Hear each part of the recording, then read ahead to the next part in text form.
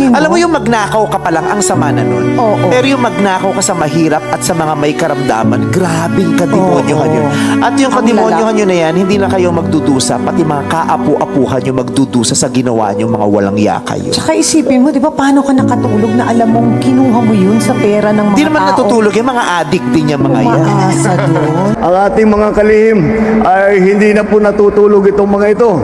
Alam ko po yan. Ako rin, di na po ako natutulog.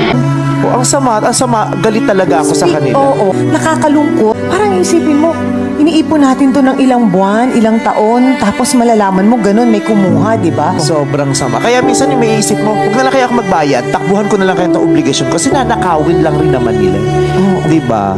O, at Talamak pa rin ang korupsyon sa lahat ng ahensya ng gobyerno sa Pilipinas. Hindi po ito fake news. Ito ang lumabas sa ulat ng United Nations Committee on Economic, Social and Cultural Rights matapos ang isinagawang obserbasyon sa Pilipinas mula Pebrero 18 hanggang sa sumunod na ilang araw sa Geneva, Switzerland.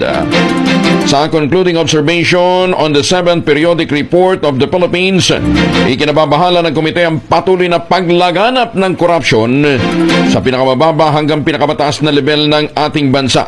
Partikular na rito ang kawalan ng sapat ng pondo at technical resources sa mga ahensya ng gobyerno na lumalaban sa korupsyon gaya ng Ombudsman at Commission on Audit. Bunsod nito, nagmungkahi po ang komite ng United Nations Commission on Economic, Social and Cultural Rights agaran at magpatupad din ang patas na pag-iimbestiga, papanagutin ang lahat na nasasangkot sa katiwalian kabilang ang korupsyon maging sa larangan ng hudikatura. Dumating na po ang bagong Pilipinas.